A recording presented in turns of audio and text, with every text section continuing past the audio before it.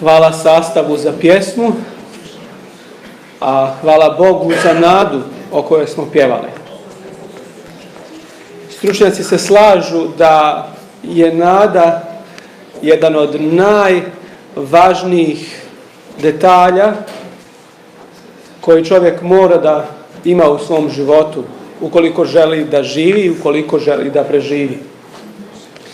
Ali složit ćete se sa mnom da veoma često ta nada nije uvijek prisutna.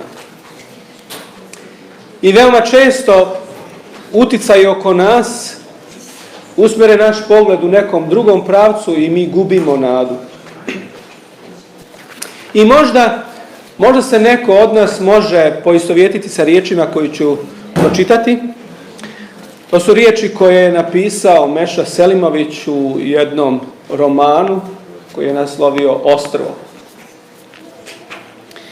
Gospodin Ivan Marić, koji je živio na tom ostrvu, posmatrao je otkrivanje spomenika jednom važnom sugrađaninu i dok to posmatra, on razmišlja o vlastitom životu, o prolaznosti i o sopstvenoj nevažnosti. I on misli o sebi. A ja ću umrijeti kao toliki drugi, kao i većina, bez traga i spomena. Možda će i moji unuci zaboraviti da sam ikada živio.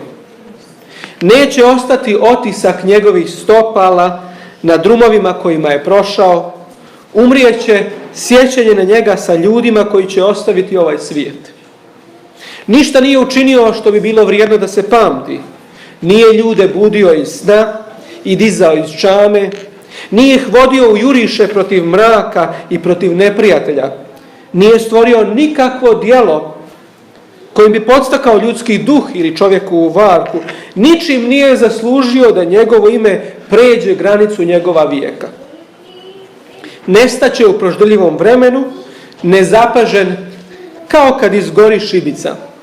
Za njega ne postoje stoljeća, ni decenije, ni godine čak.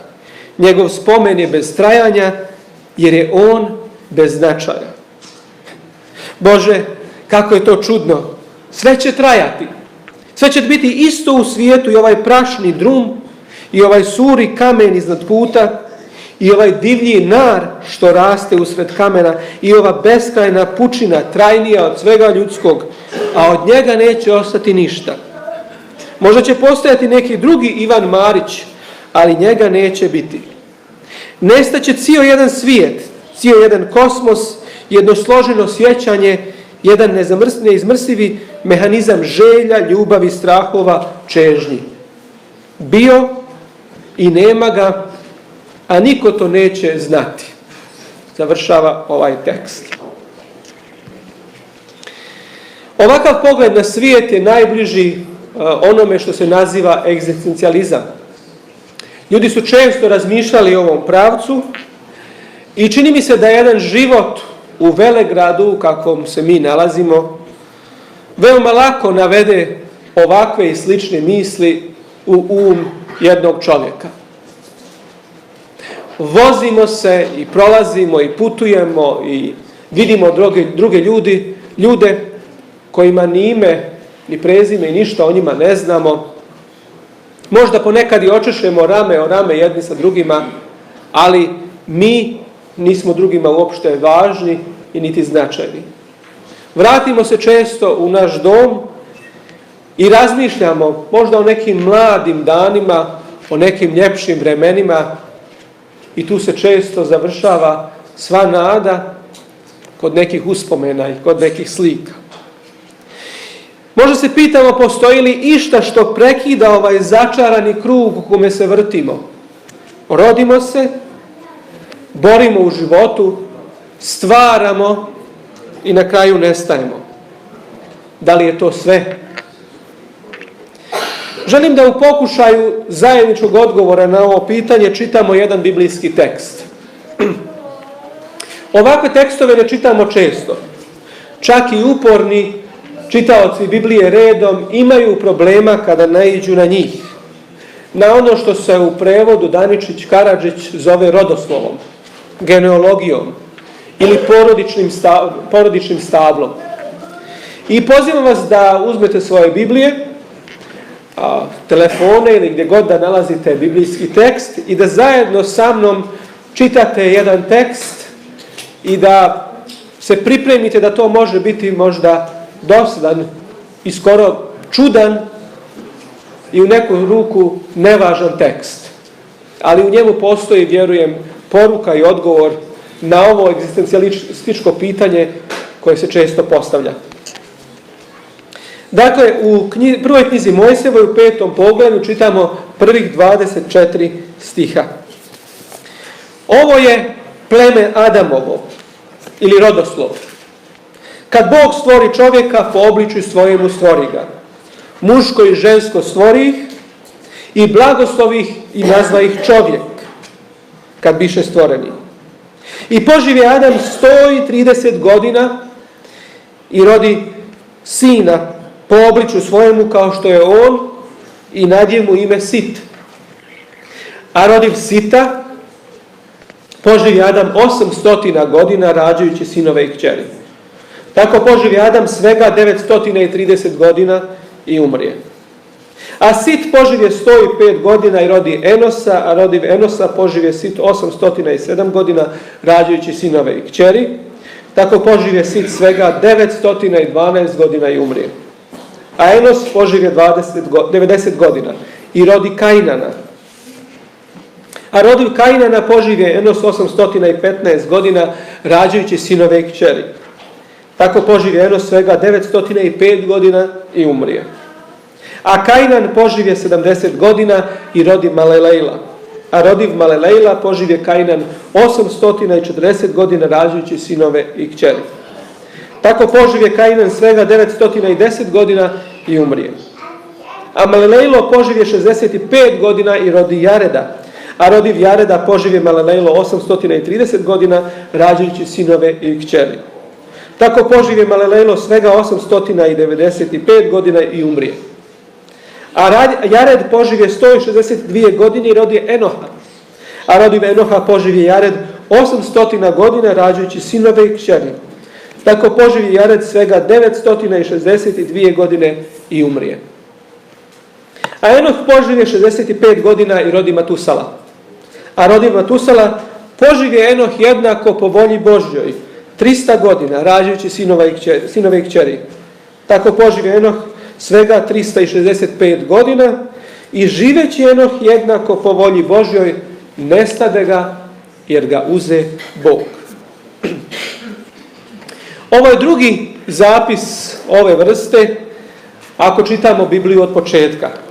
Prvi nalazimo u 4. poglavlju i to je kraći rodoslov o Kainu, Adamovom sinu koji je odstupio od Boga i čije potomstvo je krenulo jednim drugim putem, zapostavljajući Boga i zanemarujući njegove principe i zakone. Ovaj drugi koji smo pročitali ukazuje na drugu granu, možemo slobodno reći, čovječanstva. Oni koji su nastali od trećeg Adamovog sina. Znamo, drugi se zvao Avelj i bio je ubijen. Treći Sit, njegovo rođenje je bilo jako važno za biblijskog pisca. U 4. poglavlju, u 26. stihu čitamo: I Situ se rodi sin, kojemu nadide ime Enos, tada se poče prizivati ime Gospodnje. Prilikom rođenja njegovog sina, koga je nazvao Enos, dešava se nešto posebno. Misao o postojanju Boga kao da postaje mnogo snažnija u njegovom umu, o Bogu koji brine, o Bogu koji je obećao povratak u izgubljeni raj. I ta misao se ponovo počinje javljati među ljudima, ne samo kao nešto što postoji, nego kao nešto što dobija svoju misiju i svoj zadatak. Pronijeti tu ideju da postoji Bog koji voli ljude i koji želi da ih vrati u izgubljeni raj.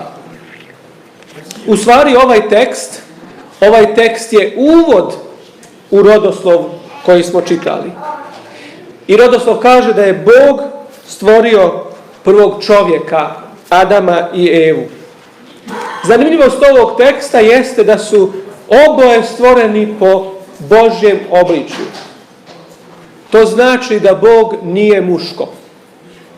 Jer Bog kaže, oboje su stvoreni po Božjem obličju, i muško i žensko. Današnji svijet, posebno feministička strana današnjeg svijeta, ima problema sa određenim čitanjem Svetoga pisma. Oni smatraju da je tekst previše usmjeren ka muškoj strani. I postoje savremeni prevodi koji reformulišu, prevode na drugačiji način tekst da se ne bi zamjerili nikome. Ali sa druge strane, Bog nije ni žensko. On ne prevazilazi ljudsku seksualnost. Bog je iznad tih podjela kakve mi vidimo. I Božje obličje u čovjeku se najbolje odražava kroz našu sposobnost da uspostavljamo odnose jedni sa drugima i sa Bogom. Kada tekst u 1. Mojsijevi kaže da je Bog stvorio čovjeka, prva sljedeća akcija, po svome obličju, prva sljedeća akcija jeste da mu se Bog obratio i reče Bog čovjeku. Božje obličje u čovjeku je sposobnost da čovjek uspostavi zajednicu sa svojim tvorcem. I nažalost, prilikom pada u grijeh, mi gubimo neke od tih osobina. I druga zanimljivost ovog rodoslova je da Adam, nakon što je počeo da rađa djecu, on ih rađa sada po svom obličju. Oni više ne nose potpuno i cjelovito obličje Boga, oni odražavaju i određene karakteristike Adama, a jedna od tih karakteristika je sklonost ka grijehu.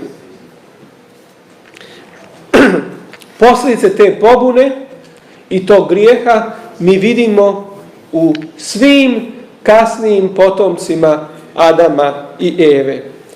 I kao da se najbolje posljedice tog grijeha vide u jednom gubljenju smisla i gubljenju pravca.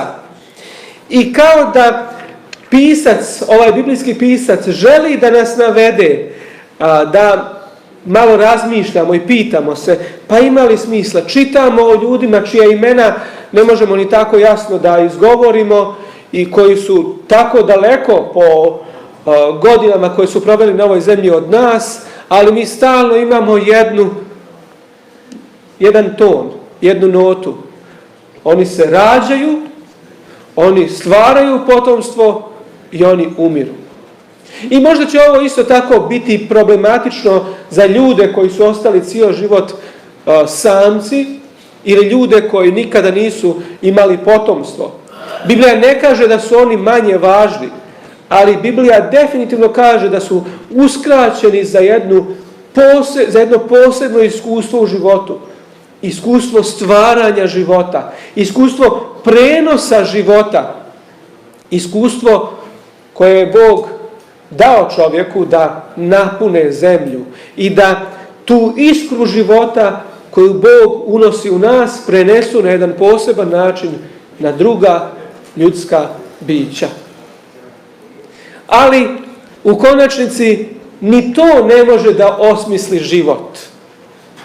Samo rađanje djece, bez obzira koliko bio veliki događaj, na kraju postaje obična stvar, a veoma često potpuna suprotnost od radosti sa kojom ono počinje.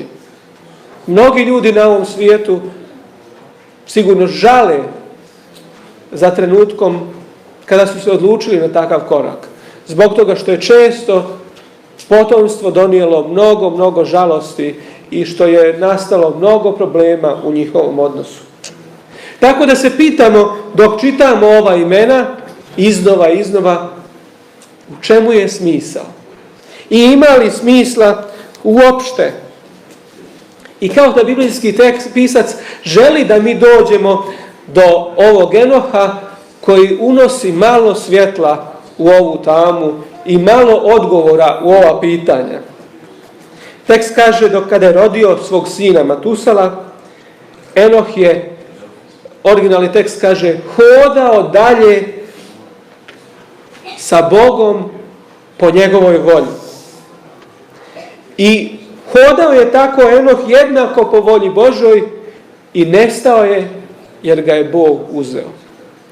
Enoh prekida ovaj niz i ovaj životni ciklus i ono što je svakome od nas dodijeljeno, roditi se, stvarati, boriti se i umrijeti. I Enoh kao da upada iznenada u cijelu ovu priču i kao da želi da nam kaže, postoji nešto više od samo rađanja, stvaranja i umiranja. Postoji dimenzija hodanja sa Bogom koja osmišljava sve ovo drugo što čini naš život na ovoj zemlji. U knjizi Patrijarsi i proroci možemo pročitati nekoliko misli o ovom čovjeku. Kaže, Enoh nije hodio sa Bogom u zanosu ili u viziji, već u svim obavezama u svakodnevnom životu. On nije postao pustinjak, nije se potpuno odvojio od svijeta. Imao je zadatak koji je za Boga morao da obavi u ovom svijetu. U porodici i u dodiru sa ljudima. Kao muž i kao otac. Kao prijatelj i kao građanin. Uvijek se pokazivao kao pouzdan, nepokolebljivi Božji sluga. I onda zanimljiva misao, zanimljiva rečenica koja kaže, što je uža bila njegova veza sa Bogom, to je dublja bila njegova svijest o sopstvenim slabostima i manama. Što je dublja i uža bila njegova svijest, što je uža bila njegova veza sa Bogom, to je dublja bila njegova svijest o sopstvenim slabostima i manama. Kada mi posmatramo i čitamo o Enohu, mi vidimo jednoga sveca. Mi vidimo svetoga čovjeka koji je bio predobar za ovaj svijet, čini nam se.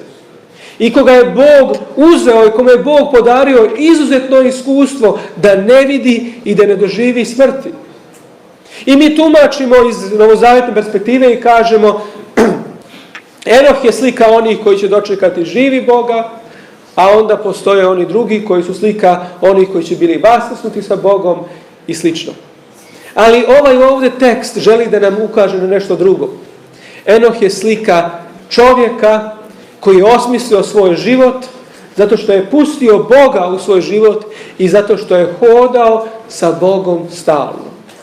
I on je zbog Boga koji je postao u njegovom životu prevazišao svoja ograničenja i svoje konačnosti. On nije vidio smrt. On je otišao živ u novi život, u novi svijet koji Bog priprema onima koji ga ljube. Mi se danas kroz simbole Hristove žrtve prisjećamo djela koje je Bog učinio za nas. Naš život može da poprimi drugačiju, bolju, ljepšu dimenziju. Naš život ne mora da bude jedna mučna monotonija borbe između, neko je rekao, između dvije bolnice. U jednoj se rađamo, a u drugoj završavamo svoj život. Bog želi da ispuni i taj kratki period ovog zemaljskog života sa radošću i sa sigurnošću u njegovu ljubav i u njegovo spasenje. I želim da pročitam jedan biblijski tekst koji nas podsjeća kako u stvari mi treba da se ophodimo prema onome što Bog nama nudi. U 116. psalmu nalazimo te riječi. Enoh je dakle hodio sa Bogom i to je bio njegov udio. Bog ga je uzeo k sebi. To je model i za naše spasenje. Razumjeti svoj zadatak u ovom životu i prihvatiti dar Božji u Hristu Isusu. 116. psalam kaže,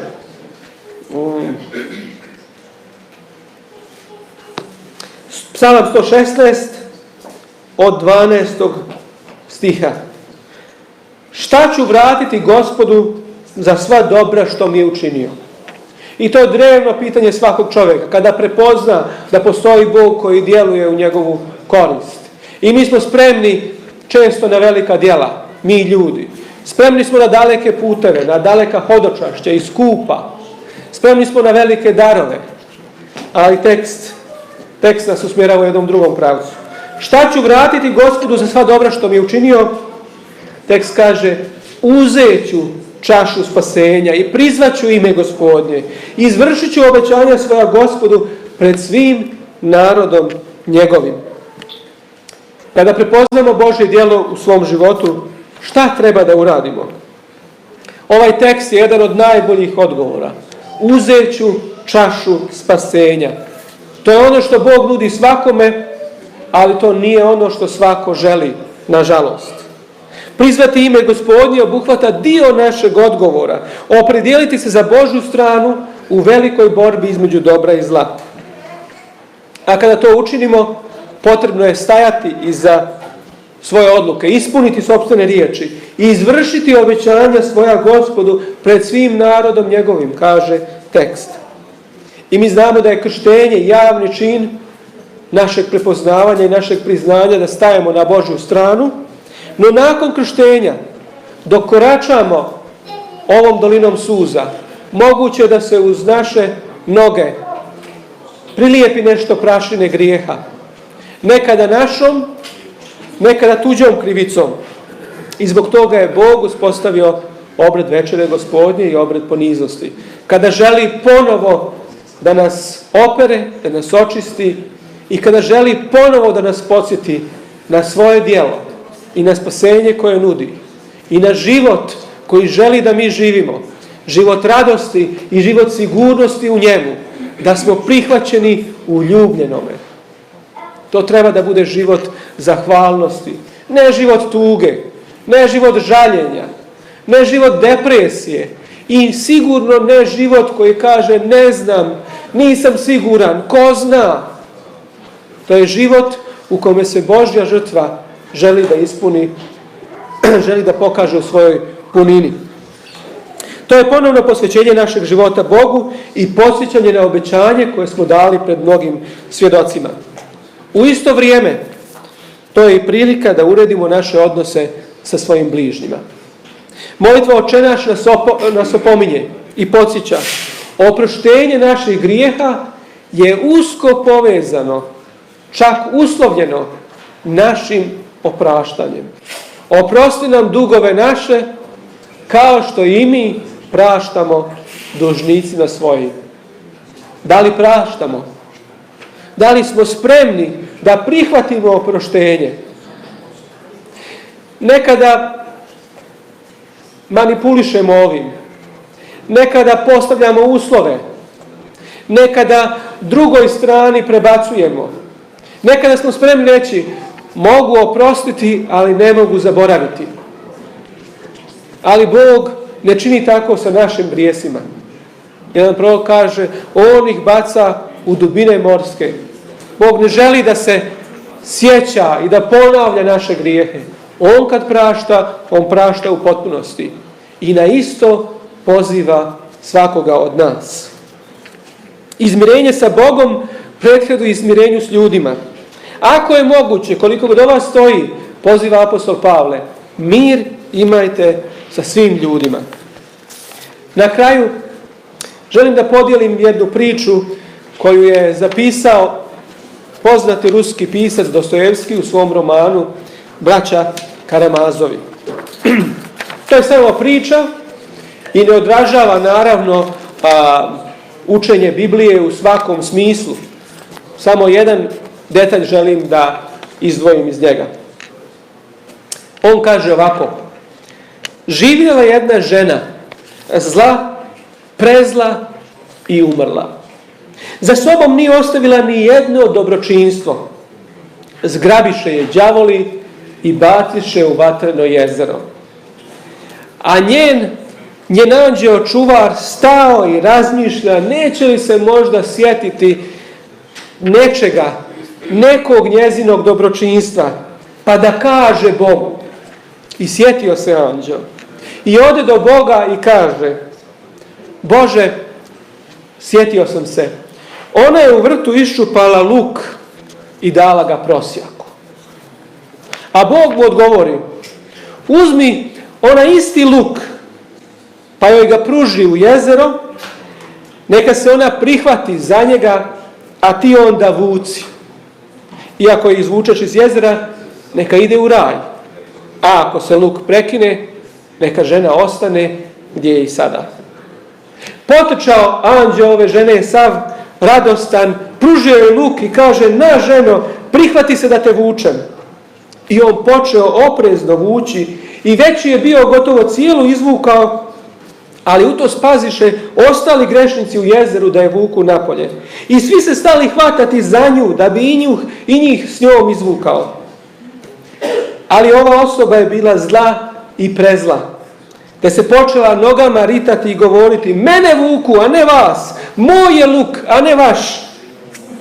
Ali tek što je to izrekla, luk se prekine i Dostojevski piše i kaže: i pade žena u jezero, i onda je ostala sve do dan danas. A anđeo njezin zaplaka i otide. Mi ne vjerujemo u vječne muke, ali Biblija govori o konačnom kraju svih onih koji se nisu pokajali. Mi ne vjerujemo, kao što ova priča ukazuje, da je moguće spasiti se svojim djelima, ali vjerujemo da je rezultat našeg spasenja uređenje naših odnosa sa ljudima oko nas. Zato neka nam Gospod da snagu da donesemo dobre odluke u našem životu danas, koje će imati posljedice za čitavu vječnost. Amin.